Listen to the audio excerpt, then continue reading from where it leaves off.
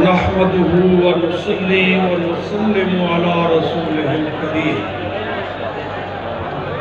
اما بعد فاعوذ بالله من الشیطان الرجیم بسم اللہ الرحمن الرحیم قل ان کنتم تحبون اللہ فاتبعونی یحببکم اللہ صدق اللہ العلی العظیم۔ حضرات، علماء کرام، امیر تحریک لبیک پاکستان، اراکین مجلس شورا اور عشق و محبت رسول میں ڈوبے ہوئے عاشقان رسول و غلامان آل و اصحاب رسول، السلام علیکم ورحمۃ اللہ۔ مبارکباد پیش کرتا ہوں آپ سب کو، خصوصاً ان حضرات کو جو نبی پاک کے ناموس اور عقیدہ ختم نبوت کے تحفظ کی خاطر جیل میں گئے تھے۔ ان کو میرے جملے پر آپ حیران تو ہوئے ہوں گے، جب 2 سال قبل امیر المجاہدین جیل سے باہر آئے، پہلے جب گرفتاری ہوئی تھی، اس دن میں مدینہ منورہ میں مسجد نبوی شریف میں بیٹھا ہوا تھا تو اطلاع ملی، تو میں نے کسی واسطے سے رابطہ کیا۔ ڈائریکٹ تو ان کے پاس ٹیلی فون نہیں تھا، شاید مجھے یاد پڑتا ہے کہ عزیزم صاحبزادہ انس کے ذریعے کسی ذریعے سے ان تک بات کی۔ میں نے کہا جی مبارک ہو آپ کو،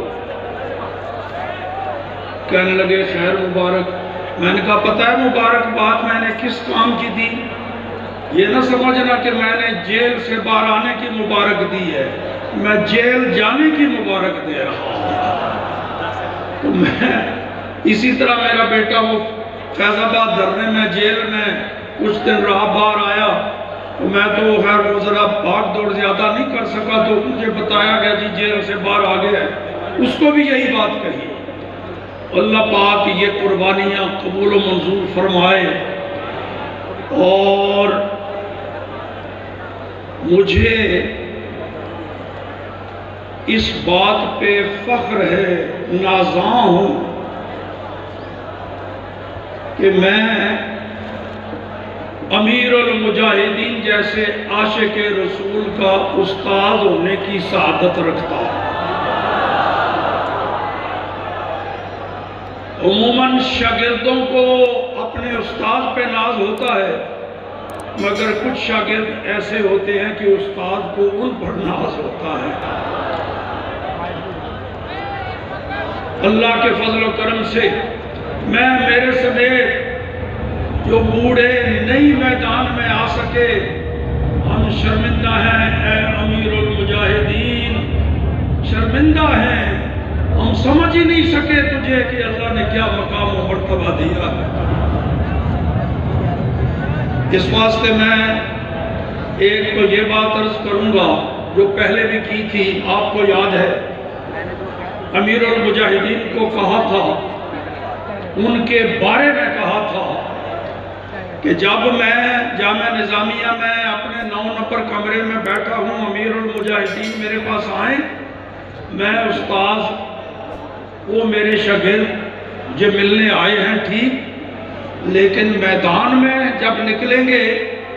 تو پھر امیر لشکر وہ ہے، میں بھی اس لشکر کا ایک کارکن، پھر امیر وہ ہے، پھر ان کا حکم چلے گا، جس طرح سب کو ماننا پڑتا ہے بحیثیت رکن، مجھے بھی اس پہ سر جھکانا پڑتا ہے۔ تو اب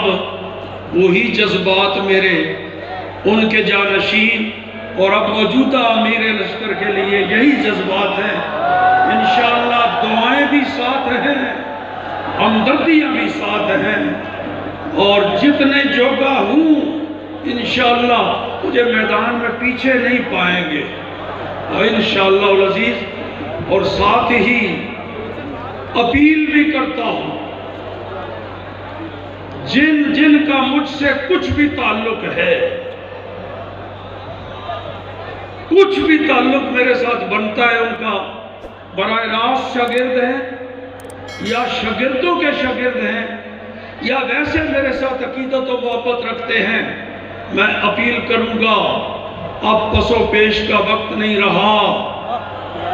اب کس کا انتظار کر رہے ہیں؟ کمر ہمت باندھ لیجئے، نبی پاک صلی اللہ تعالیٰ علیہ وسلم کے دین کو تخت پر لانے کے لیے اس عظیم لشکر کا ساتھ دیجئے، شامل ہو جائیے، اور جتنا کوئی کر سکتا ہے، یہ لاکھوں کا ہجوم ہے، پتہ نہیں لاکھوں ہے کروڑوں ہے، آج تک تو جنازے میں شرکاء کی تعداد کا پتہ نہیں چل سکا۔ یہ ترقی یافتہ میڈیا، کوئی کہتا ہے جی اتنے لاکھ تھے، کوئی کہتا ہے جی کل پرسوں ایک ساتھی میرے پروانہ تھا امیر المجاہدین کا، اور 2.5 کروڑ کہہ رہا تھا کسی جلسے میں نے کہا یہ لاکھوں ہیں یا 1.5 کروڑ ہیں یا 2.5 کروڑ ہیں، یہ تو وہ ہیں جو نظر آ رہے تھے، یہ ان کی تعداد بھی تم نہیں ابھی معلوم کر سکے، وہ پتہ نہیں کتنے تھے جو نظر نہیں آتے تھے، وہ بھی جنازے میں شریک تھے۔ اور یہ چند دن پہلے بورے والا میں تھا، مجھ سے سوال کیا کوئی صحافی ٹائپ نظر آ رہا تھا، جناب یہ امیر المجاہدین کا پہلا عرس آ رہا ہے، آپ کا کیا خیال ہے؟ میں نے کہا آپ کوئی شک شبہ رہ گیا؟ جیسے جنازہ مثالی تھا ایسے ہی یہ عرس بھی اپنی آنکھوں سے دیکھ لینا مثالی، انشاءاللہ۔ اور دوسری بات یہ ہے کہ پچھلے چند دنوں میں سرکاری ملازمین آپس میں ٹکرا رہے تھے، یہ پیچھے کچھ تو گزرے نا جی دن، سرکاری ملازمین آپس میں ٹکرا رہے تھے، ایک وہ تھے جو بندوقیں سیدھی کر کے چیلنج کر رہے ہیں، فائرنگ کر رہے ہیں، گولیاں چلا رہے ہیں، پوچھو بھئی کیوں کر رہے ہو؟ وہ تو لبیک یا رسول اللہ کہہ رہا ہے، وہ تو تمہیں پتھر نہیں مار رہا، اس کے پاس توپ نہیں ہے، میزائل نہیں پھینک رہا، تم اس کو کیوں گولی مارتے ہو؟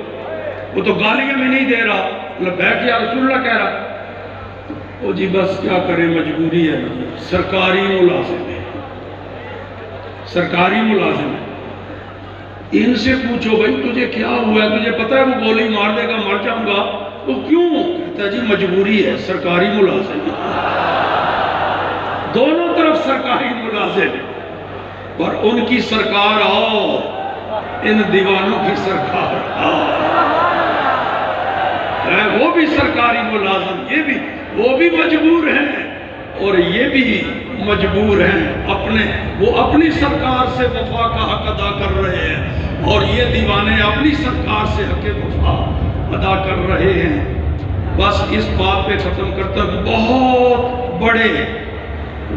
آستانے کے، بہت بڑی گدی کے سجادہ نشین، نام نہیں لوں گا، بہت بڑی گدی جس کو امیر المجاہدین بھی بڑی گدی سمجھتے تھے، الحمدللہ سارے سنی، مگر وہ تھی بڑی گدی کسی وقت۔ وہاں کے سجادہ نشین نے مجھے فون کیا، وہ کچھ عرصہ پہلے کی بات ہے جی، وہ آپ کے جو شاگرد ہیں نا جی، گالیاں بڑی نکالتے ہیں، گالیاں۔ میں نے کہا یہ میں مانتا ہوں کہ گالیاں نکالتے ہیں، مگر حضرت جی پیر صاحب یہ بتاؤ گالیاں کن کو نکالتے ہیں، بس یہ بتاؤ۔ اس نے فون بند کر دیا۔